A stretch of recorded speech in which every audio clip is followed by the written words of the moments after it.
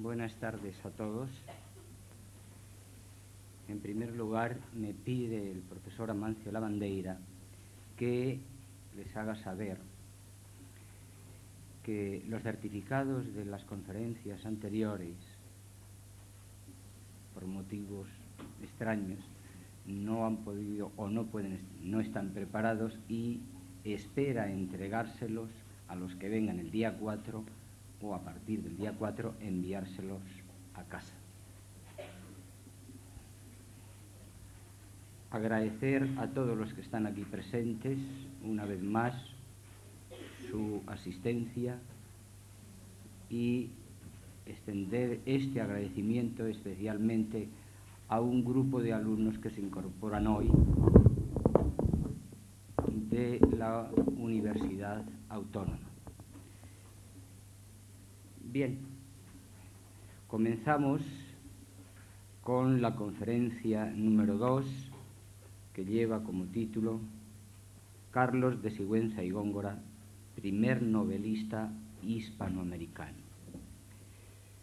En la conferencia del día anterior, al poner de relieve la trascendencia que tenía para la literatura hispanoamericana del siglo XVII la figura de Bernardo de Balbuena, les decía que para mí tanto la doctrina poética del poeta manchego mexicano en su compendio apologético en alabanza de la poesía, como la doctrina poética que expuso la escritora peruana Clarinda en su poema Discurso en loor de la poesía, testimoniaban bien el pensamiento y manera de obrar literariamente de la época en el Nuevo Mundo, o se convertían en los lazarillos literarios de los escritores tanto del Virreinato de Nueva España como del Virreinato del Perú. También les confesé que creía que estas dos obras, o mejor su doctrina, podrían ofrecernos la explicación de la cuasi ausencia de la novela durante los primeros siglos de la literatura hispanoamericana. Cuasi ausencia, les dije, porque el siglo XVII literario hispanoamericano se coronaba con la aparición de la primera novela oculta bajo el manto aparente de un relato histórico. La obra fue dada a conocer en 1690 bajo el título de Infortunios de Alonso Ramírez y ofrecida al virrey de Nueva España, el excelentísimo señor don Gaspar de Sandoval, Cerda Silva y Mendoza, por don Carlos de Sigüenza y Góngora, quien, siguiendo ciertas manías de la época, afirma ser el autor del no extenso relato, el protagonista de la acción, o sea, Alonso Ramírez.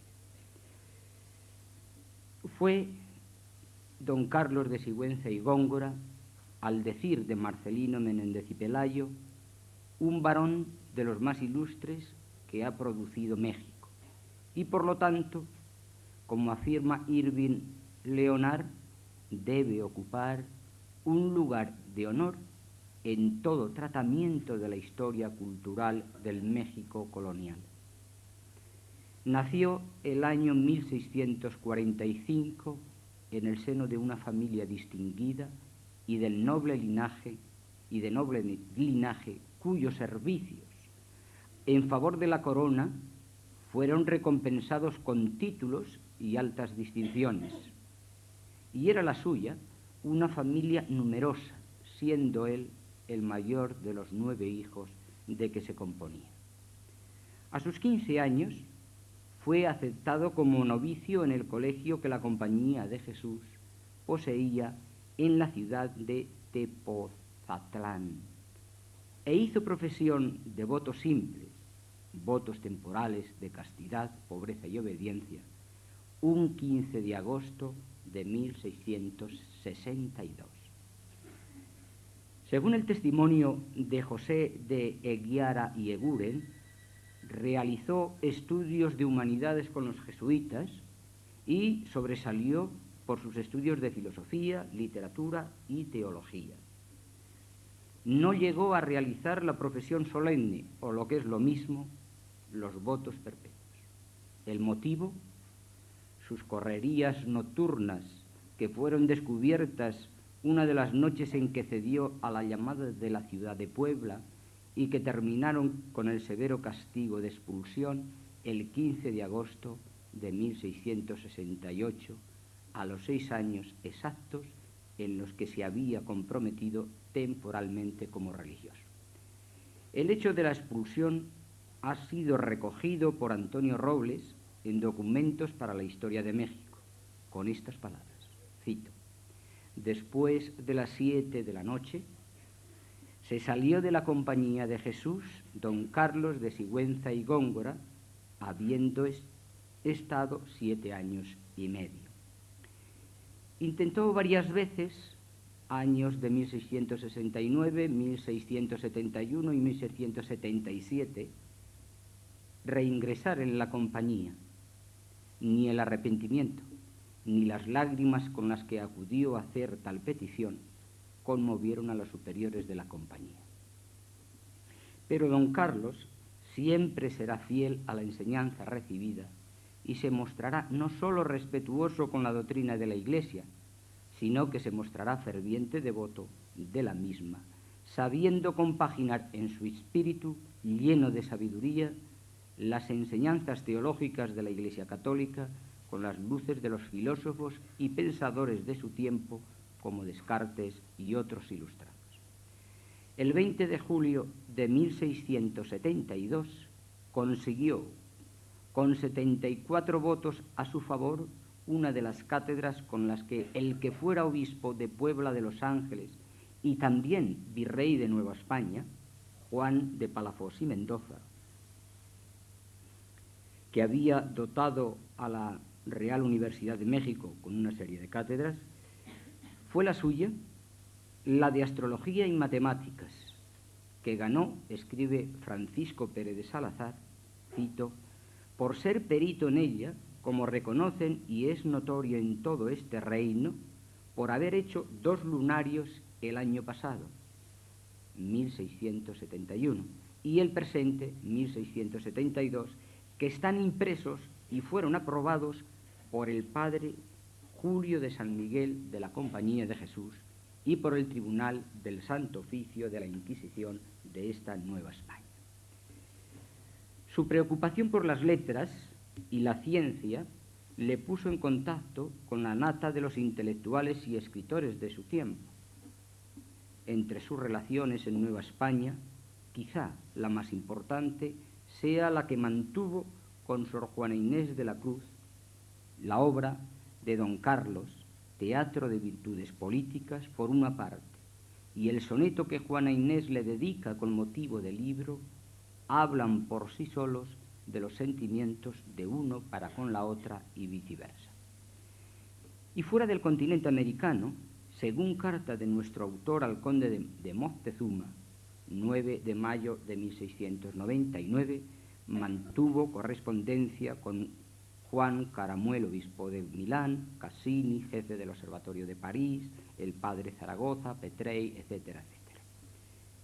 Y ese amor por las letras y la ciencia se plasmó en el hombre astrólogo e ilustrado que busca las causas de aquellos hechos que causaban en el pueblo llano y también en algunos engreídos intelectuales temores, angustias, supersticiones, y le lleva a escribir y dar a conocer el 13 de enero de 1681 un extenso escrito titulado Manifiesto Filosófico contra los Comunistas. A este escrito siguió el que tituló el Belerofonte Matemático contra la quimera astrológica de don Martín de la Torre, quien se había atrevido a combatir la tesis que don Carlos defendía en el manifiesto. Las tesis de José Escobar Salmerón y Castro, así como las del padre jesuita Francisco Quino, contrarias también a las que nuestro autor defendió en su manifiesto, le llevaron a escribir su famosa obra Libra Astronómica. A ella, un volumen de 188 páginas incorpora su manifiesto, volviendo a defender, apoyado en nuevos datos, sus tesis primeras y refutando las de sus adversarios con el fin de que el pueblo llano no viera en los movimientos de los cometas augurios funestos y se desembarazara de los temores y angustias con que vivía. Quiere don Carlos ser notario de la realidad de su época al mismo tiempo que indagador del pasado. El mundo de los indios, los acontecimientos en Nueva España, desde su conquista hasta los días de nuestro autor, biografía de monjas y de ilustres hombres, enfrentamientos bélicos contra los piratas, motines, todo queda recogido en obras como Teatro de Virtudes Políticas que constituyen a un príncipe, 1680, Glorias de Querétaro, 1680 también, Paraíso Occidental, 1684, Relación de lo sucedido a la Armada de Barlovento, 1691, Trofeo de la Justicia Española en el castigo de la alevosía francesa, 1691, Mercurio Volante, 1693, y otras que se han perdido irremediablemente al parecer. Nació don Carlos en el momento en que Nueva España, la poesía pasaba por uno de los momentos más dulces en cuanto a apreciación por parte de los escritores, gracias, sin duda alguna, como he expresado en otro momento, al magisterio aquí en Nueva España de Bernardo de Balbuena. Y nuestro autor también se dejó cautivar por la bella doncella. Primavera Indiana, poema que se le cayó de las manos a Menéndez y Pelayo, cito palabras de Menéndez y Pelayo, leídas algunas octavas, se me quitaron las ganas de leer las demás. Oriental planeta evangélico, epopeya sacropanegírica al apóstol grande de las Indias, San Francisco Javier, obras de juventud todas, y Triunfo patérnico de 1683, recopilación de los poemas que fueron premiados con motivo de los certámenes celebrados en honor de la Virgen María durante los años 1682 y 1683, y cuyo valor reside en ser testimonio fidedigno de los hábitos de la época en favor de la poesía, con el olvido o marginación de otros géneros como la novela. No podremos referirnos a él como a un poeta de excepción, pero sí como a uno más de aquellos años en que la poesía, ancila teología y divinizada, convertida en el punto de referencia de sabiduría, fue reverenciada por todos, buscada y cultivada por los que querían pasar a la posteridad como sabios y honestos. Aunque la fama y los honores le acompañaron siempre, no por esto dejó de padecer las mismas estrecheces y mezquindades económicas que padecemos hoy los que estamos entregados a la enseñanza universitaria, razón por la cual él se vio obligado a buscar otras ayudas. Como sacerdote que fue, encontró esa ayuda en 1682, en la capellanía del Hospital del Amor de Dios, donde halló reposo para los 18 años últimos de su vida, ya que murió en 1700. A pesar de todos los valores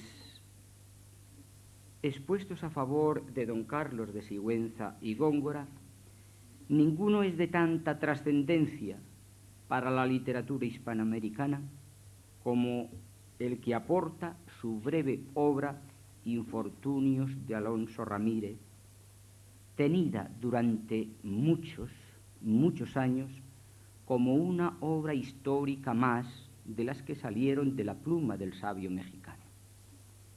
Porque esta obra de 7 capítulos, que en octava ocupan tan solo 63 páginas, es una novela con contenidos ilustrados y con una técnica que él les ha copiado a los novelistas griegos.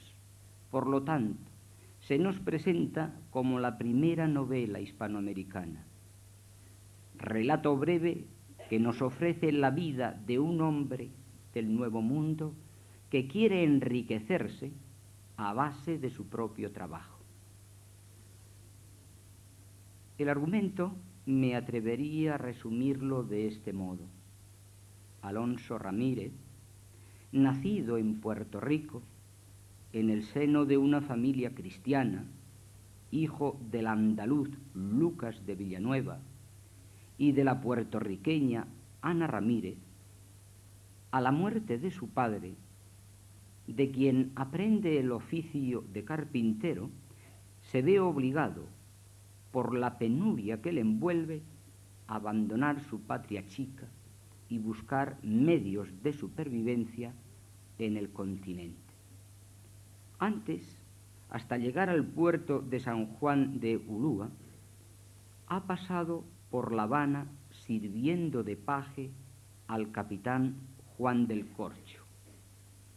De San Juan de Ulúa se traslada a Puebla de Los Ángeles, que se convierte en su primera esperanza, ya que aquí confía encontrar trabajo con el que enriquecerse. No es así, y se ve obligado a deambular por todo el virreinato de Nueva España, saltando de oficio en oficio sin éxito alguno, para al final retornar a Puebla de Los Ángeles, desde donde, después de haber contraído matrimonio con una mujer de mucha virtud, que le arrebata la muerte a los 9 meses de estar casados,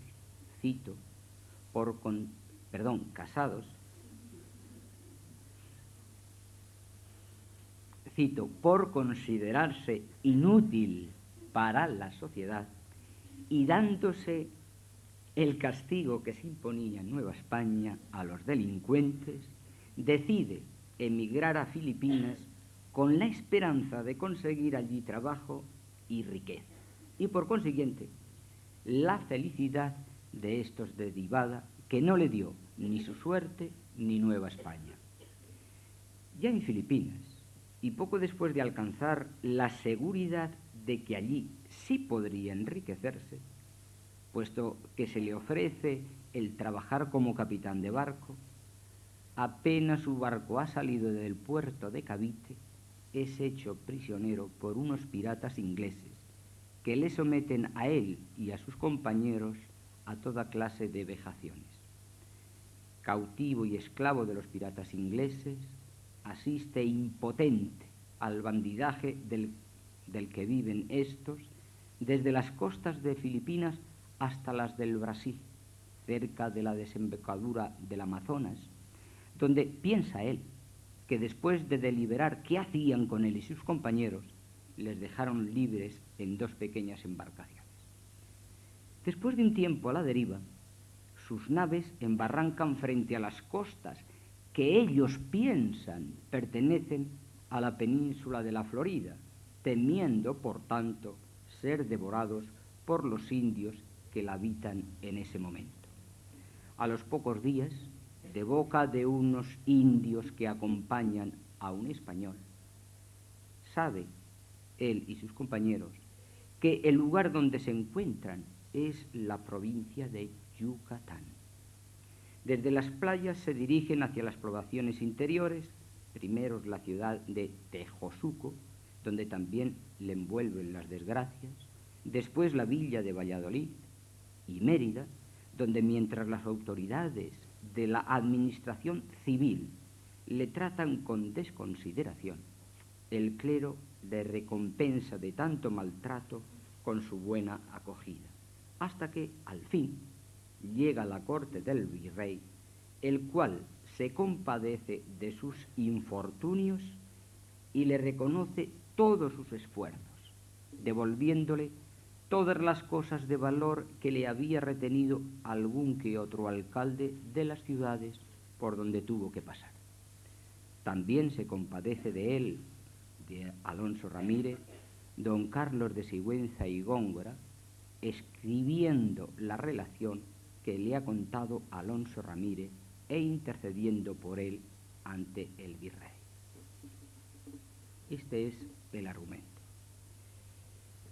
Apóyase don Carlos para la composición de su obra en importantes hechos histórico-geográficos pasados y bien conocidos. Y así, Alonso Ramírez, castigado por sí mismo al exilio de Filipinas, le hace seguir una ruta marítima a cuyo establecimiento había contribuido Elcano con su viaje a las Islas Molucas y a la isla de Timor, 1522, y con los datos que llegó a tener y aportó a la historia sobre la isla de Java, de China y de las islas de Indonesia. El mismo Elcano había enseñado, volviendo de Filipinas ya por el mar Índico, cómo bordear el Cabo de Buena Esperanza para conectar ya en el mar Atlántico con la ruta colombina. Por otra parte, el fraile agustino Andrés Urdaneta, al viajar con su tío Legazpi desde el puerto de Navidad, un 21 de noviembre de 1564, a las Islas Barbudas, a las Islas de los Ladrones y por último a Cebú, había enseñado cómo llegar a Filipinas desde el continente americano y también cómo volver desde Filipinas a América del Norte siguiendo el paralelo 42 y ya en las costas americanas tomar el sur y presentarse en Acapulco. Y este fraile agustino, que muere en México en 1568 y que había pisado las Islas Molucas, después de recorrer el archipiélago malayo, había legado a la posteridad múltiples conocimientos adquiridos sobre las costumbres indígenas y sobre la geografía y navegación de Insulindia. Parece lógico, pues, que para el viaje y la ruta de su protagonista, don Carlos se sirviera de los datos histórico-geográficos de los que él, cito, tiene no pocos conocimientos, y que tienen su origen y asiento en los viajes de Colón y Elcano, y en los datos legados a la posteridad por Andrés Urdaneta. Difícil es, pues, negar que el viaje de Alonso Ramírez a Filipinas, como el de la vuelta, se apoya en conocimientos histórico-geográficos. Yo no lo negaré.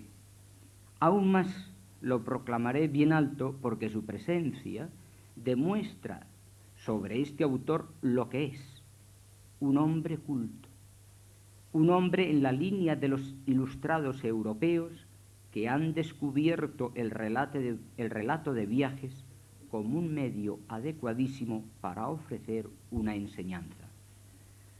La ruta que hace seguir Alonso Ramírez es para sus contemporáneos y especialmente para el virrey de Nueva España, para cuyo deleite se compuso la obra, una enseñanza de geografía e hidrografía.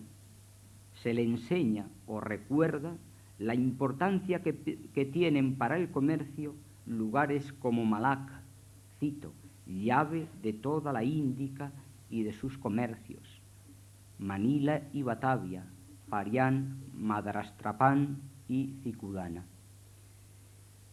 Se quiere convencer a los marineros, pero especialmente al virrey, del peligro que supone para todo barco español la presencia de los piratas en los mares que han de surcar los españoles americanos camino de Filipinas. Peligro mayor que el que se deriva del poderío del mar, porque los piratas, en ese momento, son poderosos frente a la debilidad manifiesta de los españoles, y nada les detiene para conseguir su fin. Recurren al halago como a la tortura, al robo, al saqueo o al engaño, a la mofa y al escarnio. Son violentos por su codicia, viles e incendiarios, crueles, herejes, inhumanos, desagradecidos, borrachos y hasta antropófagos. Esta es la enseñanza... Venga, R, que de eso también pasa un poquito. Venga, pues esto es increíble. Nos ha robado. Esta es la enseñanza que yo he llamado en otras varias ocasiones enseñanza directa y manifiesta. Y enseñanza relacionada no con la vida eterna, sino con la vida de aquí, con el hombre de carne y hueso. Junto a esta enseñanza directa y manifiesta, el lector atento y reflexivo se dará cuenta de que el autor de esta obra, sin duda alguna impulsado por las luces de la filosofía ilustrada, aunque de un modo indirecto y con un comportamiento evidentemente crítico que brota del desengaño, hace saber, o lo que es lo mismo, enseña al hombre de Nueva España en general, la importancia del trabajo para la felicidad del hombre en este mundo. Al hacerlo, desvelará la debilidad de América para generar trabajo y desvelará la debilidad del imperio español, que no es capaz de defender de los piratas a los barcos españoles, aún dentro de lo que llamaríamos hoy aguas de jurisdicción nacional, y que no es capaz tampoco de defender las propias costas americanas. ¿De dónde lo deducirá el lector?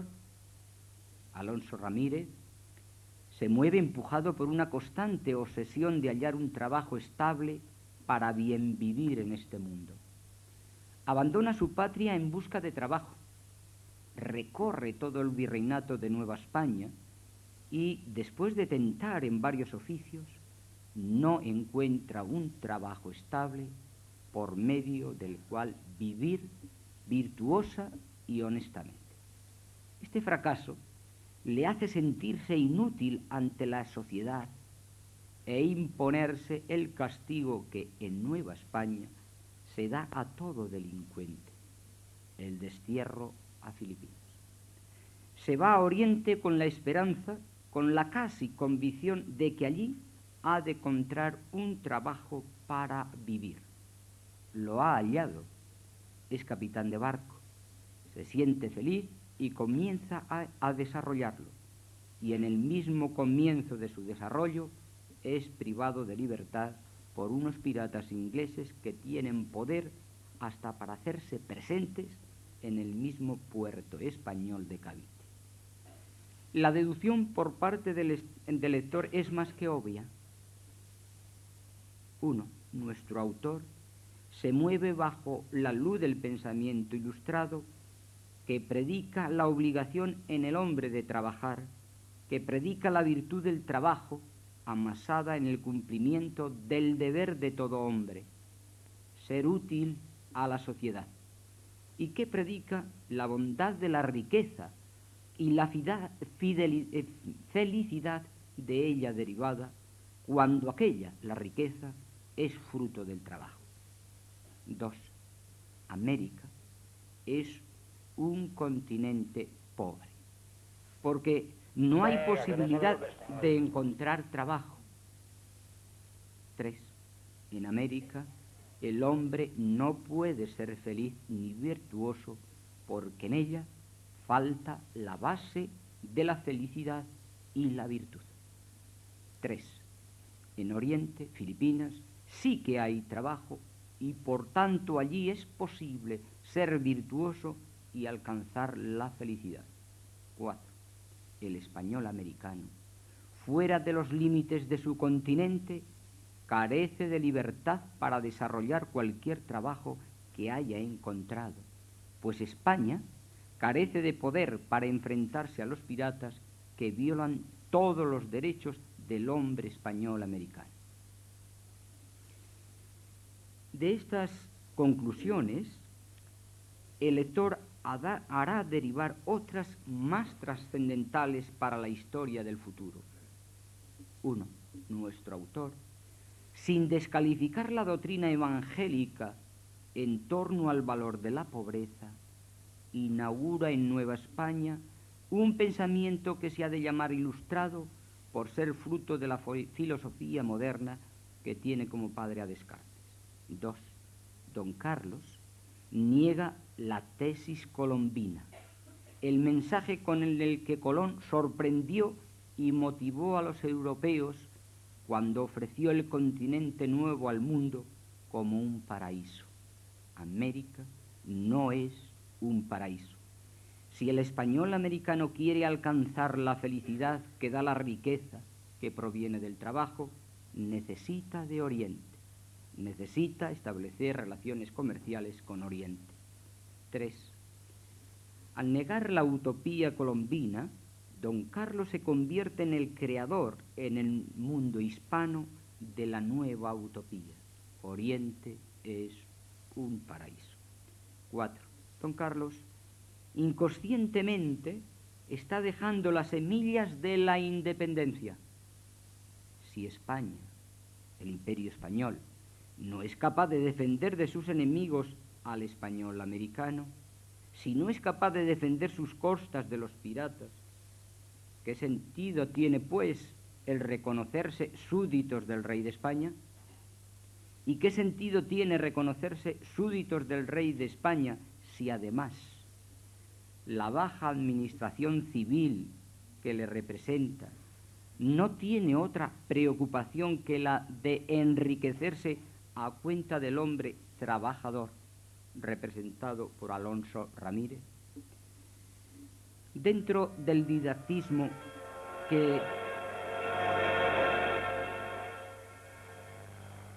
evidentemente permea a esta obra, el lector percibirá el intento de don Carlos por enseñar la importancia de la educación matriarcal para, frente a la picaresca, encaminar al hijo, como lo hará la madre de Alonso, hacia la virtud, o lo que es lo mismo, al amor al trabajo.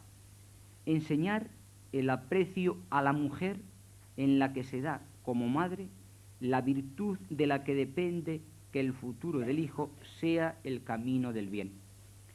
Véase en esta postura una defensa de la mujer. Véase en esta actitud de don Carlos un distanciamiento de su arzobispo, don Francisco de Aguiar y Seijas, que tanto desprecio sintió por la mujer, y un acercamiento a Sor Juana Inés de la Cruz, que tuvo que salir en su defensa en un poema de los más deliciosos que salieron de su pluma.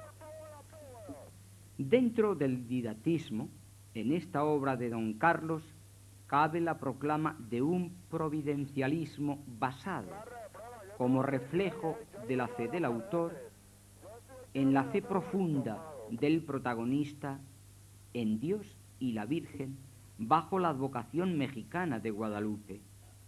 Cito: creo, hubiera sido imposible mi libertad si continuamente no hubiera ocupado la memoria y afectos en María Santísima de Guadalupe de México, de quien siempre protesto, viviré esclavo por lo que le debo.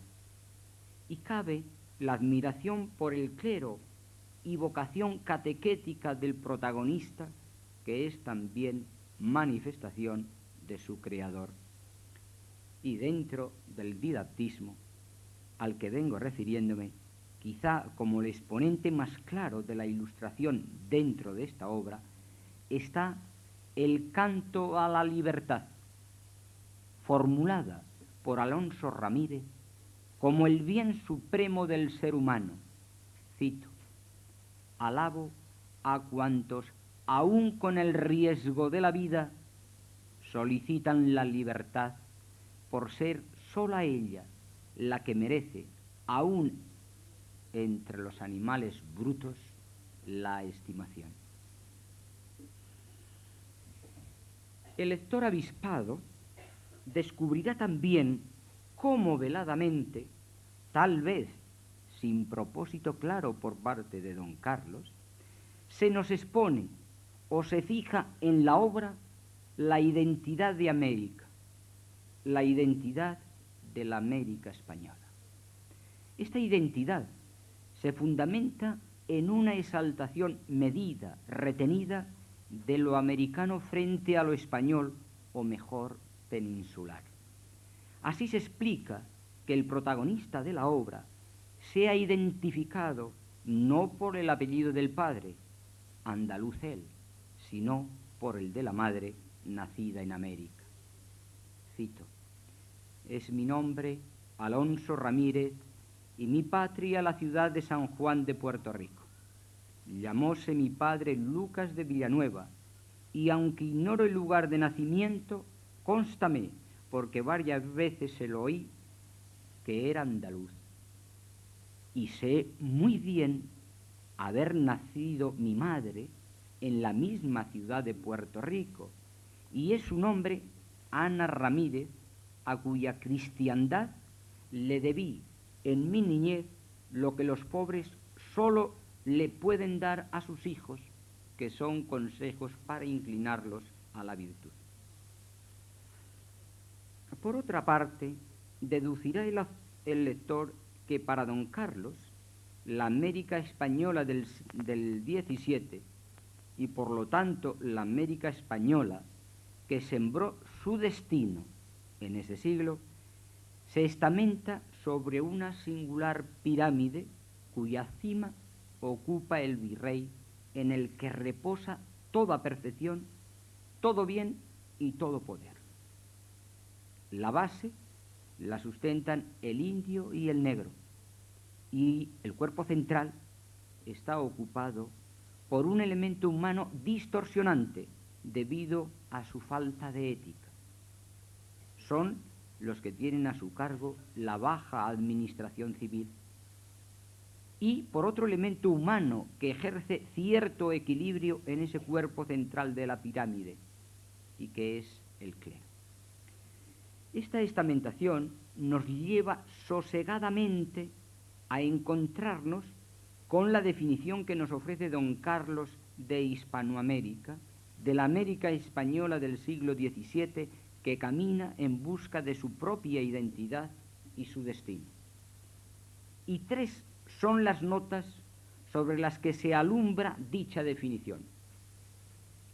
1. Mestizaje o convivencia de tres razas. 2. Lengua con la que se comunican. 3. La fe que viven y con la que todos se dan a conocer. El mestizaje viene fijado por el propio ser del protagonista y de la relación que se establece o se da entre españoles e indios y algún negro que se asoma al relato. La lengua y la fe servirán al protagonista para identificar el lugar donde han naufragado después de andar no pocos días a la deriva por el mar y por desconocidos parajes. El texto de don Carlos, puesto en boca del único narrador, Alonso Ramírez, es más que elocuente en este sentido. Leo: después de 5 días de este suceso, llegamos a una punta de piedra de donde me parecía imposible pasar con vida por lo mucho que me había postrado la calentura, y ya entonces estaban notablemente recobrados todos, o por mejor decir, con salud perfecta. Entre las muchas imaginaciones que me ofreció el desconsuelo en esta ocasión, fue la más molesta el que sin duda estaba en las costas de la Florida, en la América, y que siendo crudelísimos en extremo sus moradores, por último habíamos de reunir las vidas en sangrientas manos. Interrumpióme estos discursos mi muchacho con grandes gritos, diciéndome que descubría gente por la costa y que venía desnuda. Levantéme asustado y tomando en la mano la escopeta me salí fuera, y encubierto de la peña cuyo abrigo estaba, reconocí 2 hombres desnudos con cargas pequeñas a las espaldas, y haciendo ademanes con la cabeza como quien busca algo, no me pesó de que viniesen sin armas, y por estar ya a tiro, le salí al encuentro. turbados ellos, mucho más sin comparación que lo que yo estaba, lo mismo fue verme que arrodillarse. Y puestas las manos, comenzaron a dar voces en castellano y pedir cuartel. Arrojé yo la escopeta y llegándome a ellos los abracé. Y respondiéronme que eran católicos y que acompañando a su amo, que venía y se llamaba Juan González y era vecino de Tejosuco, andaban por aquellas playas buscando ámbar. Dijeron también el que era aquella costa la que llamaban de Bacalal en la provincia de Yucatán. El texto por sí mismo, como nos hemos podido dar cuenta, proyecta la luz precisa. Alonso Ramírez, antes de saber por boca de los indios que se encuentra en la provincia de Yucatán, él ha descubierto ya, por la lengua que hablan los indios o con la que dan voces, que se encuentra en tierras de Nueva España, en tierras de la América Española. Los mismos indios se identifican con el testimonio de que son católicos y manifiestan convivir o vivir con y servir a un español. Y el texto por sí mismo, pues, ofrece al lector las tres notas por las que Alonso Ramírez identificó a la América Española, las tres notas definitorias con las que la América Española del siglo XVII camina hacia su identidad y futuro. Es evidente, por todo lo que hemos expuesto hasta aquí, la actitud de notario de la realidad histórica de don Carlos de Sigüenza y Góngora. Si nuestro autor se hubiera quedado aquí, su obra Infortunios de Alonso Ramírez no hubiera sido otra cosa que una simple, aunque valiosa, aportación histórica. Pero el sabio mexicano, muy sabio él por cierto, se deja aconsejar de Horacio y a la enseñanza largamente expuesta por nosotros une el deleite, la conmiseración arrancada al lector hacia el protagonista, que pasa por acciones que tensan la narración, como se puede deducir del argumento ofrecido. Ya en el mismo título de la obra, quiso don Carlos traspasar los límites de la historia y prestidigitar con un mensaje que en la época encajaba dentro del mundo de la imaginación y de la religión.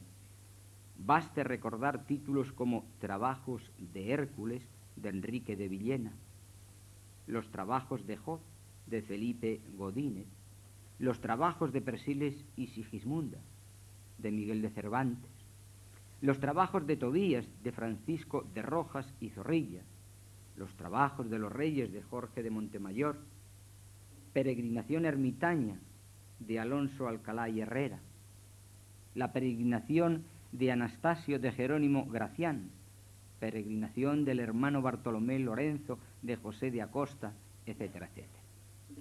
Nuestro autor, en la dedicatoria al virrey, presenta los hechos de Alonso Ramírez como una peregrinación lastimosa. Y no pocas veces nos encontramos en el texto con el término infortunios, con el significado de trabajos, penalidades. Si peregrinación, del latín peregrinatio, significa viaje por tierras extrañas y también viaje que se hace a un santuario por devoción o por voto, podemos deducir que el autor quiere usar del viaje y de las tribulaciones del hombre endulzadas por la luz de la fe religiosa como elementos de ficción. Y el texto, al lector avispado, le dice claramente que con lo que se va a encontrar es fruto de la imaginación de quien firma la obra.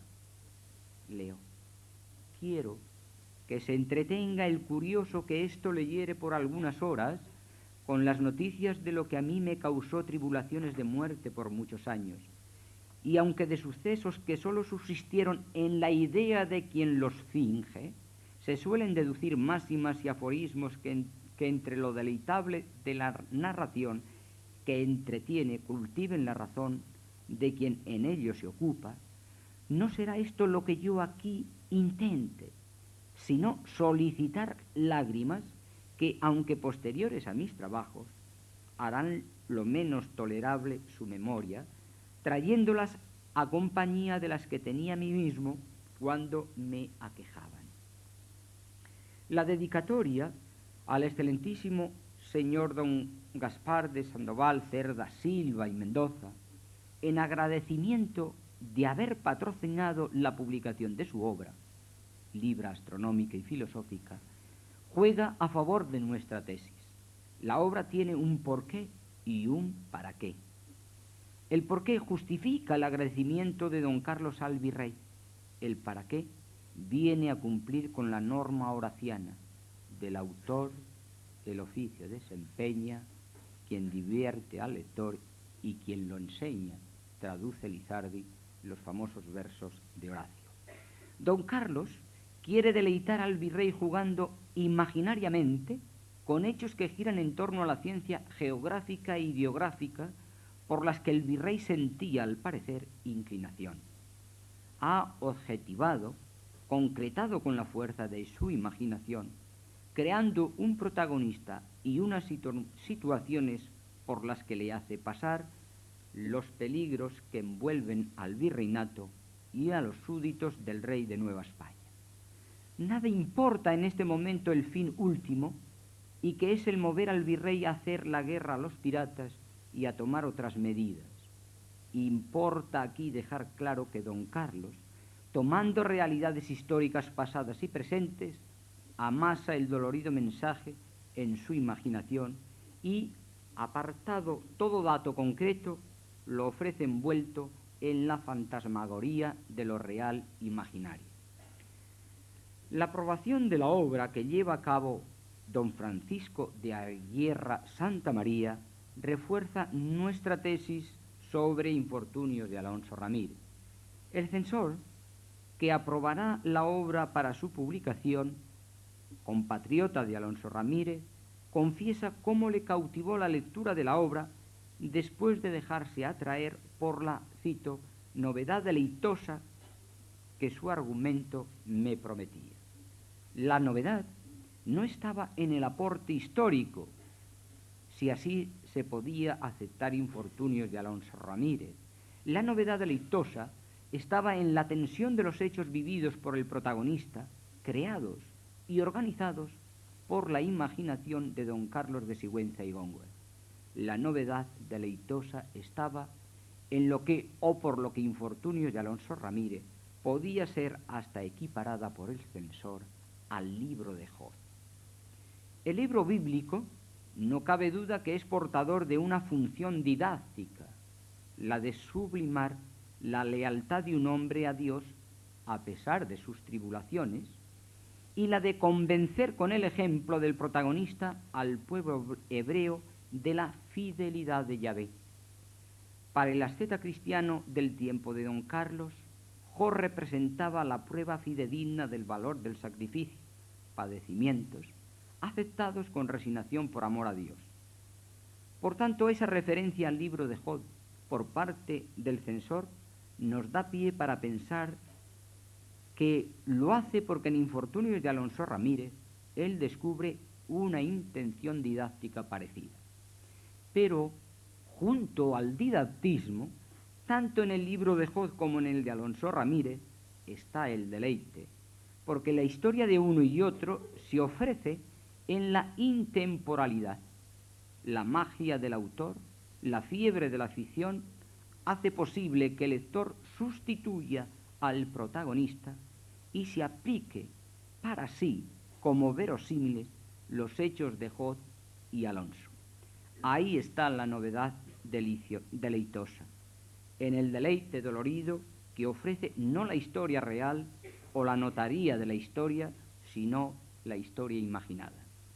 Otro dato importante, creo, se le va por entre los dedos al censor, la referencia al mundo literario griego, al comparar a don Carlos con Homero, referencia que, como veremos, no será casual. Cito: ¿puede el sujeto de esta narración quedar muy desvanecido de que sus infortunios son hoy 2 veces dichosos. Una, por ya gloriosamente padecidos, que es lo que encareció la musa de Mantua en boca de Eneas en ocasión semejante a sus compañeros troyanos. Y otra, porque le cupo en suerte la pluma de este Homero, que al embrión de la funestidad confusa de tanto suceso, dio alma con lo aliñado de sus discursos, y al laberinto enmarañado de tales rodeos halló el hilo de oro para coronarse de aplausos. Esta referencia del censor a Homero y al laberinto enmarañado nos hacen difícil suponer que don Francisco de Ayer Santa María no esté teniendo presente el laberinto enmarañado por el que se pierden los relatos de ficción de ciertos autores griegos. Fue esta referencia, he de confesarlo, la que me impulsó a buscar en la novela de los griegos la posible fuente de infortunios de Alonso Ramírez, con el resultado que expongo a continuación. Sobre esta obra, cuando la crítica la desvinculó de la pura historia, bien se dijo sin más que cabía en la prosa de ficción junto a otros títulos, o bien que la obra encajaba en el mundo literario de la picaresca, como defiende María Casas de Faunce. No faltó alguno que, llevado quizá por un malentendido patriotismo, llegó a afirmar ser el autor de la obra el mismo protagonista, dejando tan solo el oficio de puro amanuense para don Carlos de Sigüenza y Góngora. Es tan claro, y el apoyo nos lo ofrecen tanto la dedicatoria como la aprobación a las que ya me he referido, que don Carlos acudió al simulacro consabido de hacerse pasar por amanuense del relato, cuando él era el verdadero, no solo inventor de la historia sobre Alonso Ramírez, sino quizá también el inventor de la personalidad del protagonista, que no es necesario que en ello me detenga. La relación, en sus términos, con la picaresca la señalaré más adelante.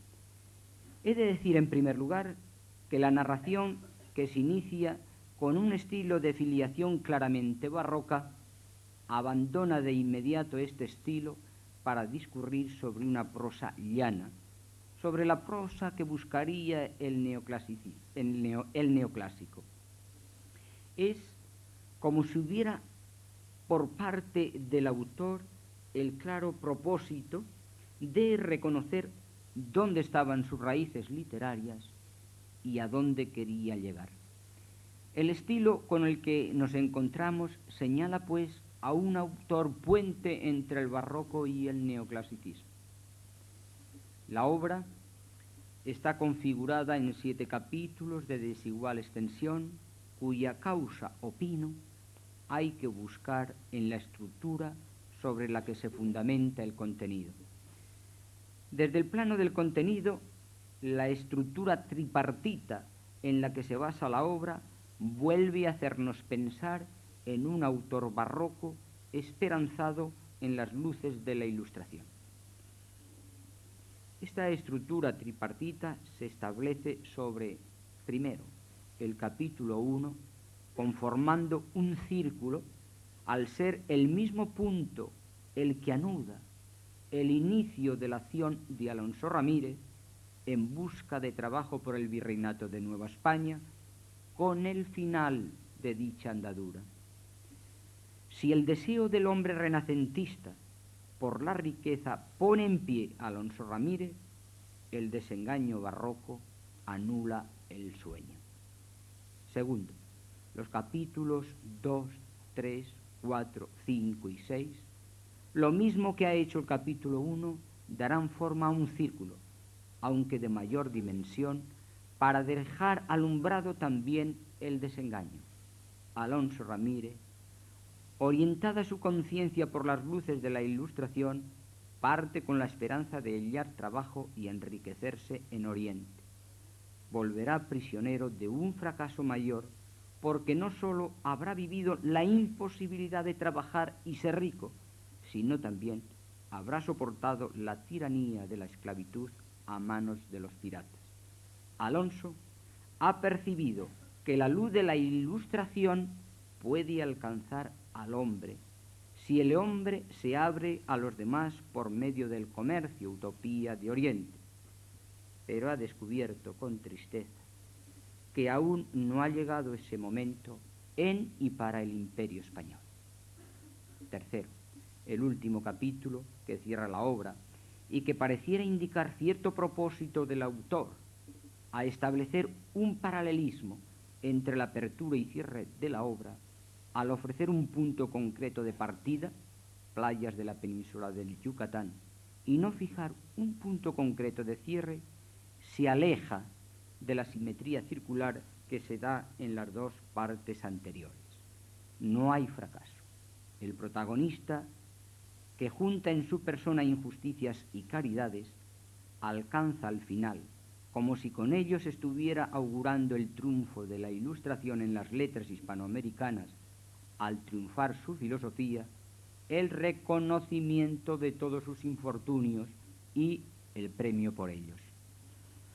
Véase en esto la apertura de la literatura hispanoamericana a la Ilustración, así como el cambio de estilo que se opera en la obra lleve a pensar en la puesta a punto del neoclasicismo por parte de este sabio mexicano.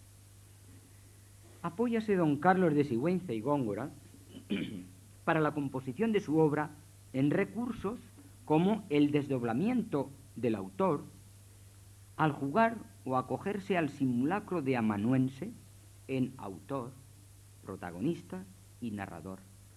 Recurre para la narración al uso de la primera persona, realzando así el propio protagonismo. Es mi nombre, Alonso Ramírez, dice, y mi patria la ciudad de San Juan de Puerto Rico, cabeza de la isla que en los tiempos de ahora, con este nombre y con el de Borriquén en la antigüedad, entre el seno mexicano y el mar Atlántico divide términos. Así inicia su relato quien por gracia del verdadero creador literario se presenta como autor del relato y protagonista de las acciones que lo dan vida. Y el uso de la primera persona se dejará ver una y otra vez como si se pretendiera que la fuerza de las acciones no restaran el más mínimo efecto a la presencia del yo. Así, por dar solo unos ejemplos, se leerá: valíme de la ocasión que me ofreció para esto. No me pareció trabajosa la ocupación, considerándome en libertad, etcétera, etcétera. No lo voy a cansar. Y recurre también al cambio de oficios. Alonso Ramírez pasa por el oficio de carpintero en Puerto Rico, al igual que su progenitor, de paje en viaje a Nueva España desde La Habana, otra vez carpintero en Puebla, arriero camino de México capital, y aquí albañil, criado de un mercader hacia Oaxaca y del maestro Cristóbal de Medina, oficial de carpintero en Puebla, marinero camino de Filipinas y capitán de barco en el puerto de Cavite cuando aún goza de libertad. Y ya en cautiverio ha de realizar oficios de barbero, remendero de camisas y calzoncillos, ha de hacer ovillos, aferrar velas, etcétera, etcétera, etcétera. Oficios por los que el autor de la obra hace pasar a Alonso Ramírez para, primero, enseñar al hombre de su tiempo que debe trabajar para poder vivir. Segundo, para enseñar al hombre de su tiempo que la vida terrenal, por ser necesario el trabajo, es una peregrinación, uniendo así un hecho natural social a un pensamiento religioso. Tercero, enseñar que América no es el paraíso proclamado hasta ese momento, por lo que es necesario la peregrinación, pensemos en el comercio, y que América, por contra, es un continente pobre al que le falta la base de toda riqueza material, que es el trabajo. Cuarto, enseñar que España, el imperio español, es débil y parece no tener capacidad o voluntad de defender el trabajo de sus súbditos. En definitiva, el recurso a los distintos oficios viene dado en la obra para proyectar tanto la enseñanza directa como la enseñanza velada de las que he hablado. El autobiografismo, como la proyección de los múltiples oficios por los que pasa Alonso Ramírez, mueve a María Casas de Faunce a relacionarlo con el de la novela picaresca, si bien a continuación afirma: a pesar de las características técnicas, cito, pertenecientes al género, el elemento picaresco es puramente arquitectónico, ya que el libro carece de los siguientes elementos que lo ubicarían dentro del género estudiado. 1. Se trata de un relato biográfico, pero no es exactamente una novela. 2. El protagonista no presenta las convicciones propias del pícaro. Su visión espiritual y su sensibilidad no enfatizan los instintos primarios del individuo. 3. La narración no es reflejo de una galería satírica de tipos sociales. 4. El tono de la obra se mantiene dentro de la sobriedad más objetiva, al alcance del narrador, y falta la burla chistosa del autor que se propone moralizar divirtiendo. Con María Casas de Faunce estoy, menos en la negación del título de novela para infortunios de Alonso Ramírez.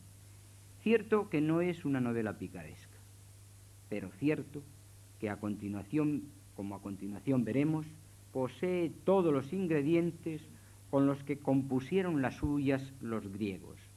Y por lo mismo, es una novela, o no es una novela como deseara esta autora para enriquecer así su trabajo, sino una novela que se desvincula de su época, bebiendo directamente de los clásicos griegos y abriendo las puertas de la literatura hispanoamericana al neoclasicismo. Nada tiene que ver con la novela picaresca ni con el género picaresco, porque en definitiva el protagonista no es un pícaro. Su origen está perfectamente certificado, sus padres son un dechado de virtud y amantes del trabajo al que incitan, especialmente la madre Alonso Ramírez. Aunque el abandono de la casa paterna en este caso, por parte de Alonso, está motivado por razones económicas, este abandono se realiza con el consentimiento de la madre, que le ha regalado los mejores consejos nacidos de la virtud cristiana que la envuelven, y en busca del trabajo al que se da un valor no de castigo, pena, purificación de culpa, sino de felicidad por la riqueza tanto material como espiritual de él derivada.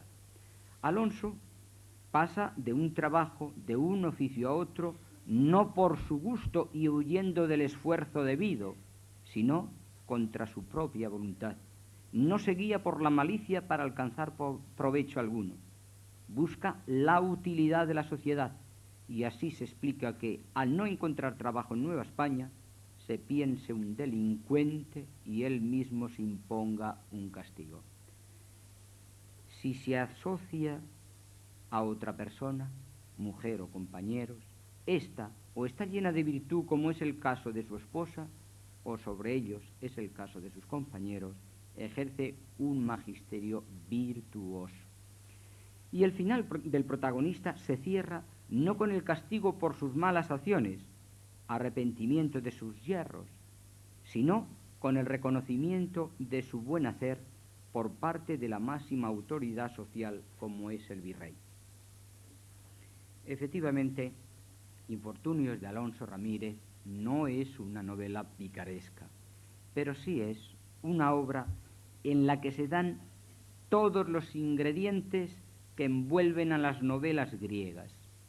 Para probar esto último, quiero tener presente las obras de los 5 autores griegos que a continuación cito y que han sido minuciosamente analizados por especialistas de la literatura griega: Querreas y Calírroe de Caritón, primer novelista de Occidente según García Gual; Efesíacas de Genofonte; Dannis y Cloe de Longo; Leucippe y Clitofonte de Aquilestacio; y Teágenes y Cariclea o Etiópicas de Heliodoro.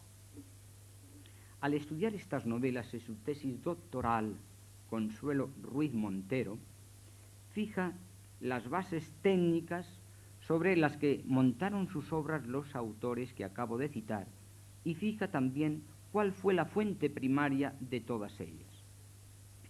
A mí no me importa tanto el que la Odisea sea esa fuente como la estructura verdadera que conforma a todas estas novelas, porque es en esta donde, a mi entender, en la estructura, se establece una relación de magisterio hacia la obra del sabio mexicano. Consuelo Ruiz Montero, que con el fin de marcar ciertos distanciamientos que se dan entre los 5 autores al construir sus obras, establece 2 grupos entre ellos, compuesto el primero por Caritón y Jenofonte y el segundo por Longo, Aquiles Tacio y Heliodoro. Precisa en estos términos los recursos de la novela griega para conformar su estructura. 1. Funciones básicas. 2. Enlaces. 3. Tópicos. 4. Técnicas compositivas y narrativas. Son sus funciones básicas: A, una secuencia introductoria que culmina en el matrimonio. B, una secuencia base fundamental representada por un tipo de fechoría, rapto, expulsión, que da lugar a una búsqueda, o simplemente búsqueda de lo que se considera objeto mágico, como es el caso del hongo. C, el engaño como función preparatoria, al igual que la figura del agresor. D, la figura del buscador y víctima. E, en Jenofonte en especial, la incorporación a la línea de acción del héroe de un ciclo de aventuras del tipo peligro-auxilio. Y F, la presencia de personajes auxiliares. Como enlace sobresalen A, el desplazamiento en cautiverio de los héroes; B, la plegaria; C, una intriga secundaria; D, el naufragio; y E, la venta, enlace que añade exclusivamente Jenofonte. Tópicos son: A, el uso de monólogos; B, episodios militares; C, escenas de juicio; D, relatos etnográficos, mitológicos, descripción de paisajes, etc. Y E, descripción de la ruta geográfica.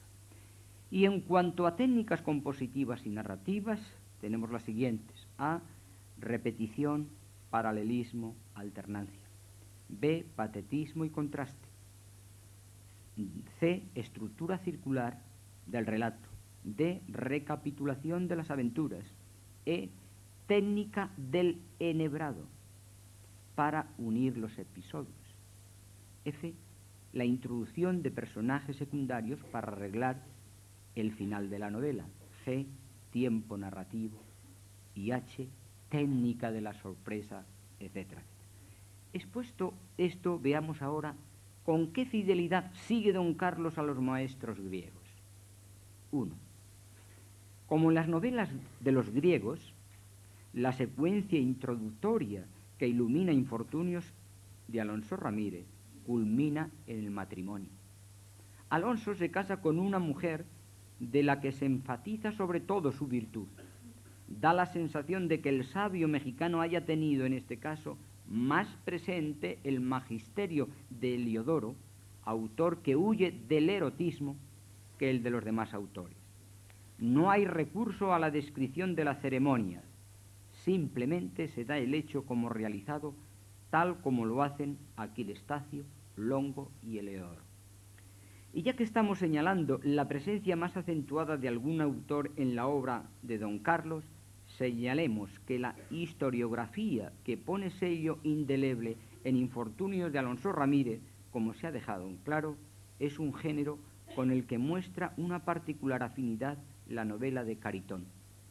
La secuencia fundamental que da lugar a una búsqueda, o a la búsqueda del objeto mágico, en la novela del sabio mexicano, se cifra en la búsqueda de un lugar de trabajo con el que adquirir la felicidad o paraíso terreno, puesto que, como se ha afirmado, Alonso Ramírez tiene como punto crucial de su fe el que sólo el trabajo lleva a la riqueza, felicidad.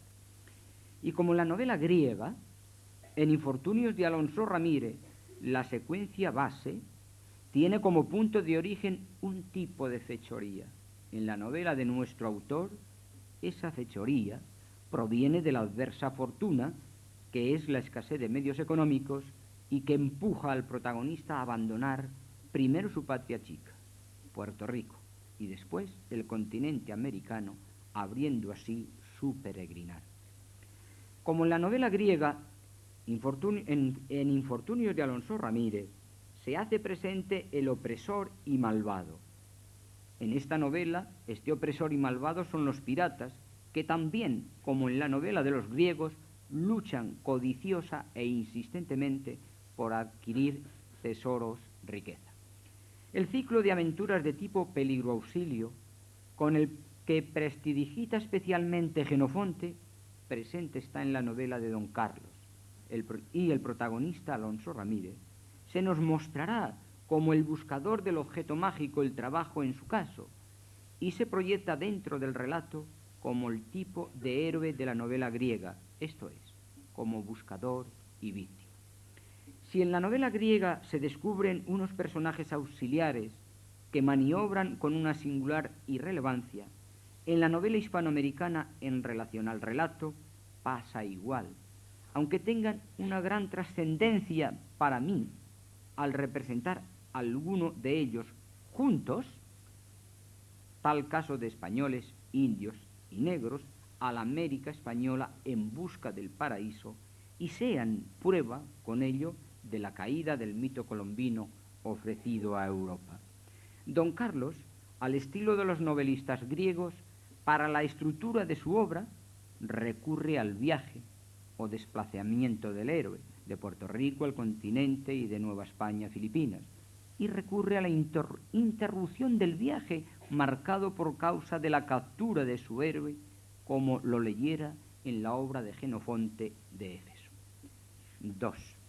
Pone sello relevante de fuente griega para la elaboración de Infortunios, unos enlaces que sirvieron a los autores griegos para la creación de sus obras: el desplazamiento del héroe, la plegaria, el naufragio y la venta. Ya se ha hecho referencia al desplazamiento. En unos 10 momentos podemos descubrir a Alonso Ramírez en atenta plegaria a Dios o a la Virgen, generalmente en la advocación de Guadalupe. El naufragio cierra, como se ha señalado, lo que podría considerarse como la segunda parte de la obra y abre la aventura hacia el reconocimiento de sus méritos por parte del virrey. Y la venta no se nos pasará por alto cuando lleguemos, siguiendo con nuestra lectura, al protagonista a la villa de Valladolid. Aquí alguien quiere embaucar, engañar a Alonso, pretendiendo que le regale a su negrillo Pedro. Esclavo mío, dirá Alonso. Este está dispuesto a cederlo, sí. Si alguien, dice él, me regalare con 300 reales de a 8 que vale. 3. Al igual que los autores griegos usaron de los tópicos señalados anteriormente, don Carlos se aprovechará de estos para anudar su narración. El sabio mexicano se apoya en el episodio militar cuando hace que los piratas se apoderen del barco de Alonso Ramírez, como con todo aparato militar de todos los que encuentran a su paso. A Caritón y Aquilestacio, inclinados al recurso de escenas de juicio, les toma en préstamo dicho tópico. El escritor mexicano monta durante el cautivario de Alonso Ramírez escenas de juicios creadas por los piratas contra Alonso y sus compañeros con el fin de atemorizar y sonsacarles lo que les vendría bien para sus robos. Sigüenza y Góngora, para no apartarse de los modelos, viste su narración con relatos etnográficos, deleitándose en la exposición de diversas plantas, animales, descripciones de verdes paisajes o de la naturaleza en general. Y los relatos mitológicos de los griegos los sustituye por simples apuntes de la religión propia. La descripción de la ruta geográfica que caracteriza las obras de Jenofonte, Heliodoro y Aquilestacio, en la novela hispanoamericana alcanza una dimensión inmedida, pues al igual que en la obra de Tacio, el viaje es utilizado en ella para precisar la ruta geográfica de los protagonistas. Me he referido a la presencia de intrigas secundarias en el relato griego como uno de los tópicos a los que se recurre para la estructura del mismo. Pues bien, el lector de Infortunios de Alonso Ramírez descubrirá la presencia de varias intrigas en el texto sigüencino, en el tiempo sobre todo que marca el cautiverio del protagonista. Una de ellas está representada por el proyecto de rebelión de unos cuantos piratas y en el que quieren involucrar a Alonso Ramírez. 4. En cuanto a las técnicas compositivas y narrativas usadas tanto por los griegos como por nuestro autor, es manifiesta la fidelidad de don Carlos a sus maestros los griegos. Así, el patetismo que estremece al lector de Caritón, Jenofonte y Heliodoro causa no muy distinta impresión al lector de la obra del mexicano en aquellos momentos, como los de la prisión, azotes que debe soportar Alonso y sus compañeros, muerte de compañeros, incendios causados inmisericordiosamente por los piratas, etc. ¿Y cómo negar la fidelidad del discípulo don Carlos a Caritón y a Jenofonte, si como ellos han hecho, construye también su obra Infortunios de Alonso Ramírez, como se ha visto ya, sobre una estructura circular? Si a los autores griegos les atrae el recurso de la recapitulación, el narrador de Infortunios de Alonso Ramírez, cautivo se nos muestra de la indudable influencia. Nada menos que 7 veces se recurre a la recapitulación en la obra del mexicano, para que Alonso Ramírez cuente sus andanzas a distintos personajes que aparecen en el texto. A Juan González, a don Francisco de Celerún, al gobernador y capitán general de la provincia de Mérida, don Juan José Bárcena, al sargento mayor Francisco Guerrero, al escribano Bernardo Sabido y al virrey. Y en otro momento, como si don Carlos estuviera obsesionado porque no se le escapara al lector que estaba siguiendo a los autores griegos, escribe: no hubo vecino en ella que no me hiciese relatar cuanto aquí se ha escrito, y esto no una, sino muchas veces. Además, ¿qué prueba mayor que la misma obra cuya ficción parece estar montada sobre la recapitulación hecha a don Carlos por el mismo protagonista? Al igual que en las novelas griegas, en Infortunios de Alonso Ramírez, se recurre a la ruptura del relato para contar alguna anécdota. El lector de la novela hispanoamericana se encontrará con la interrupción del relato para contar la anécdota en la que se coloca la venta del negro Pedro. No puedo proseguir, se lee en el texto sigüencino, sin referir un donosísimo cuento que aquí paso. Da la sensación, pues, de que don Carlos siguiera apuntes tomados de los recursos de la novela griega para que ninguno quedara en el olvido. Así lo demuestra también la técnica del enhebrado usada por los griegos y copiada por don Carlos como el recurso de los griegos a la sorpresa y suspense, y de que el sabio mexicano no quiere apartarse, relatando cómo los piratas, al rociar el barco con la sangre de un perro, que para ello habían sacrificado, simulan la muerte de uno de sus compañeros para sorprender y atemorizar a Alonso Ramírez. La fidelidad a los griegos, Caritón, Jenofonte y Longo, alcanza también en Infortunios de Alonso Ramírez al tiempo narrativo. En ella, el capítulo primero viene marcado por un tiempo más lento que el de los restantes capítulos. Alguien quizá echará de menos en Infortunios de Alonso Ramírez el elemento amoroso en la misma medida o dimensión que alcanza a las novelas griegas. Esto es verdad. El elemento amoroso no alcanza las cimas que corona en la novela griega. Pero no hay que olvidar que en la obra del mexicano, aunque se minimice, reduciéndolo a los 9 meses que dura su matrimonio, o al solo dato del matrimonio común con una mujer virtuosa, está presente.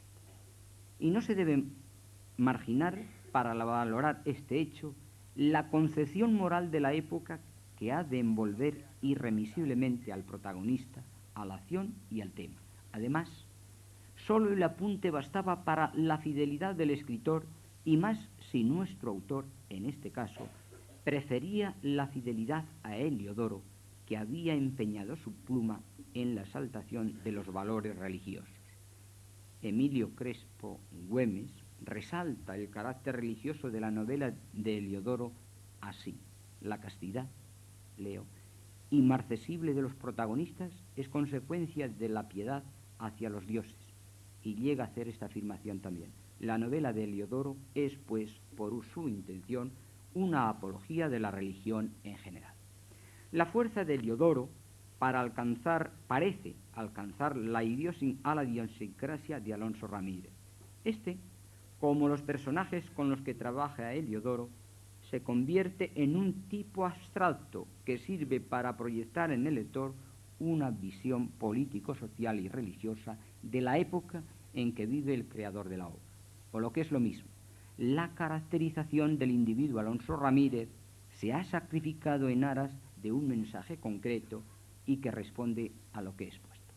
En definitiva, don Carlos, al igual que había hecho Heliodoro, reencuentra para su lector lo mismo que había esperado el lector de los novelistas griegos: las peripecias en las que, por lo general, los dos amantes quedaban separados hasta la unión final. Debían consistir en naufragios, cautiverios, enfrentamientos con piratas o bandoleros, desvíos de ruta, etc. Una sola puede ser nuestra, o al menos mi conclusión. El análisis del contenido de la obra me lleva a afirmar que un aliento ilustrado, proyectado desde el desengaño barroco, se enseñorea de la obra de don Carlos de Sigüenza y Góngora, Infortunios de Alonso Ramírez, y que este mismo análisis, proyectado sobre las coordenadas estructurales de la obra, nos testimonia la fidelidad de don Carlos a los clásicos, abriendo las ventanas de la literatura hispanoamericana al neoclasicismo. Y nos prueba que la obra del sabio mexicano, nacida a la luz del magisterio de los griegos, es una novela que no se aparta en nada del patrón modelo elegido, y por lo tanto es la primera novela hispanoamericana que, como he expuesto en algunos trabajos ya publicados, servirá de base en no pocos aspectos a la novela del también mexicano José Joaquín Fernández de Lizardi, Periquillos Sarmiento, dada la imprenta en 1816. Es todo, gracias y buenas noches.